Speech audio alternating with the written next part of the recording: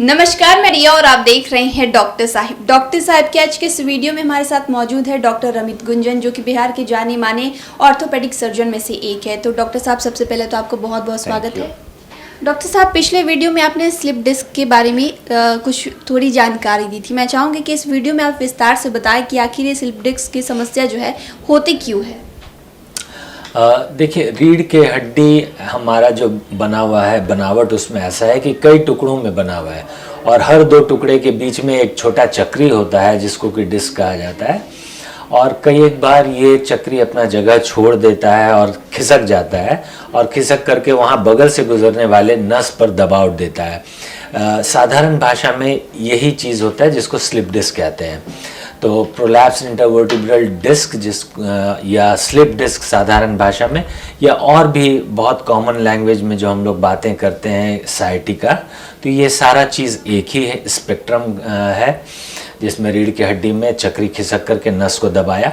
अगर localised pen रह गया, लम्बैगो हुआ, सिर्फ कमर में दर्द हुआ, तो ये सिर्फ स्लिप डिस्क हुआ। लेकिन विथ रेडिएशन, मतलब अगर पैर में भी दर्द उतरने लग जाता है तो ये रेडिकुलोपैथी भी हो जाता है और ये साइटिका का रूप ले लिया।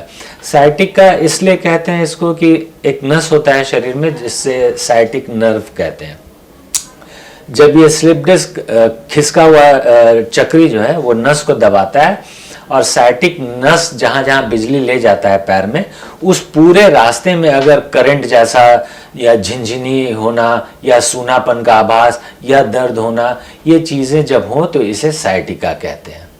तो अब सवाल ये उठता है कि अगर लोगों को ये समस्या हो रही है, साइटिका की समस्या हो रही है, तो लोग समझ कैसे सकते हैं कि उनकी ये समस्या जो है बढ़ती जा रही है, अब इसको दिखा लेना चाहिए। क्योंकि देखा भी जाता है कि बहुत से लोग जो हैं, अगर पैरों में दर्द हुआ या फिर कहीं भी दर्द हुआ तो वो इग्नोर कर देते हैं।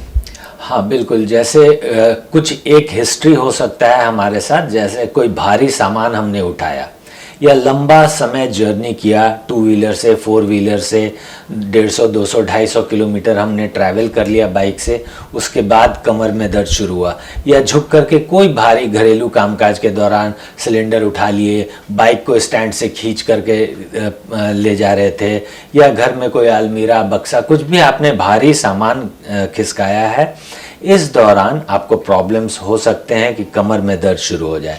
ये अगर दर्द शुरू हो गया तो आपको पहला ये वार्निंग साइन है कि स्लिप डिस्क का शुरुआत हो सकता है।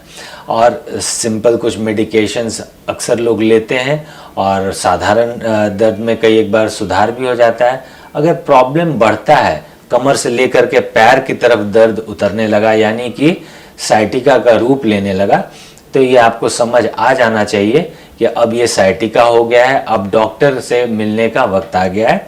ऐसे में आपको कुछ और लक्षण हो सकते हैं जिससे कि आप और भी अधिक कंफर्म हो सकते हैं, जैसे छींकने खांसने में दर्द का बढ़ना, ठीक है, या पैर में करंट जैसा जाना, झुनझुनी लगना, सूनापन, दोनों पैरों में चींटी काटने पे अंतर आने लगना, जिधर दर्द जा रहा है उधर सूनापन होने लग रहा है। ये सब लक्षण ये बताते हैं कि इट्स हाई टाइम, अब आपको डॉक्टर से ज़रूर मिल लेना चाहिए। डॉक्टर साहब, अगर उम्र की बात करें तो बहुत ऐसी चीज़ें होती हैं, ऐसी बीमारी होती है जो उम्र पे भी डिपेंड करती हैं। तो क्या ये कोई स्पेसिफिक उम्र में हो सकता है या फिर जो है किसी भी उम्र वाले को परेशान कर सकता है? ये किसी भी उम्र में हो जाता है, लेकिन नॉर्मली यंग एडल्ट से ही शुरुआत होता है।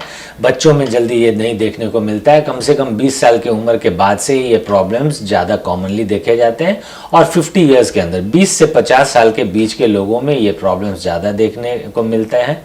और मेल फीमेल लगभग बराबर ही है, जो भी हार्ड वर्क करेगा, कोई भी झुक के भारी काम करेगा, उसको ये प्रॉब्लम्स हो सकता है। ऐसे में डॉक्टर से संपर्क करना चाहिए और इसको इलाज में शामिल करना चाहिए। डॉक्टर साहब, जैसे कि आपने बताया कि जो लोग भारी काम करते हैं, अगर उन्हें ये समस्या हो गई है और मजबूरी है ये सारी काम करना ही है, तो वो क्या कर सकते हैं फिर इसके लिए? देखिए, इलाज का तो कोई विकल्प नहीं है। अगर प्रॉब्लम है और उसको इग्नोर किया जाए, नेग्लेक्ट किया जाए, तो प्रॉब्लम बढ़ता ही चला जाएगा। सो अर्ली इंटरवेंशन होना चाहिए। डॉक्टर से जल्दी संपर्क करें। तो जल्दी संपर्क करने पे हो सकता है दवाओं से ही ठीक हो जाए, हो सकता है बेल्ट से ही ठीक हो जाए, हो सकता है कि सेकैया यानी कि फिजियोथेरेपी से ही ठीक हो जाए, ट्रैक्शन से ठीक हो जाए, कई एक बार रीढ़ की हड्डी में सुई देना पड़ता है, और इन सारे चीज़ों से भी अगर नेग्लेक्ट हो गया है, इग्नोर हो गया है, प्रॉब्लम बढ़ गया है, तो कभी कभी रीढ़ की हड्डी का ऑपरेशन भी करने का ज़रूरत पड़ता है। तो उसके बाद पूरी तरह से माना जा सकता है कि ठीक हो जाएगा? बिल्कुल 100% ठीक हो जाता है। तो शुक्रिया डॉक्टर साहब, जो आपने जानकारी दी है स्लिप डिस्क के बारे में, साइटिका के बारे में बताया, तो उसके लिए बहुत बहुत शुक्रिया। Thank you. तो आप डॉक्टर रमित गुंजन को सुन रहे थे, जिन्होंने पूरी जानकारी हमारे साथ विस्तार से चर्चा की है। इस विषय में आप क्या सोचते हैं, कमेंट कर जरूर बताएं। चैनल को सब्सक्राइब कर ले, फेसबुक पेज को लाइक कर ले। साथ ही डॉक्टर साहब से आपके क्या सवाल है, में कमेंट कर या मेल के माध्यम से भेज सकते हैं। वीडियो देखने के लिए आपका शुक्रिया।